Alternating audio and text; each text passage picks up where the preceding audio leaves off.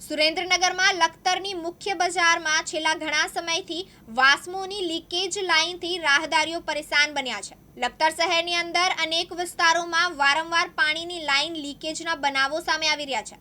ત્યારે લખતર શહેરની અંદર વાસ્મો દ્વારા કરોડો રૂપિયાના ખર્ચથી પાઇપલાઇન નાખવાની કામગીરી શરૂ કરાઈ।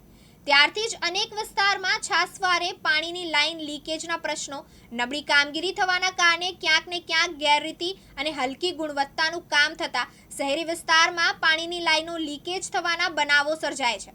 ત્યારે લખતર શહેરની મુખ્ય બજારની અંદર છેલ્લા ઘણા મહિનાથી વાસ્મોની લાઇન લીકેજ થવાના કારણે પાણીનો બગાડ થઈ રહ્યો છે, જેના કારણે મુખ્ય બજારમાં પાણી પ્રસરી જતા રાહદારીઓ, વાહન ચાલકો અને વેપારીઓને ભારે પરેશાનીનો સામનો કરવો પડી રહ્યો છે। જ્યારે અગાઉ પણ લાઇન લીકેજ થવાના કારણે ગાંધી ચોકમાં 3 થી 4 દુકાનોના પાયાની અંદર પાણી ઉતરતા દુકાનોને નુકસાન પહોંચ્યું હતું। ત્યારે આ અંગે અનેક વખત સ્થાનિક પંચાયતના અધિકારીઓ, કર્મચારીઓ, સત્તાધીશો પસાર થતા હોય છે, છતાં તેમના નજરે આ લીકેજ લાઇન નથી આવી રહી। ત્યારે તંત્ર તાત્કાલિક ધોરણે આ લીકેજ લાઇનનું કાયમી સમાધાન કરે, જેથી પાણીનો બગાડ અટકે અને લોકોને પૂરતું પાણી મળી રહે તેવી લખતરવાસીઓમાં માંગ ઉઠવા પામી છે।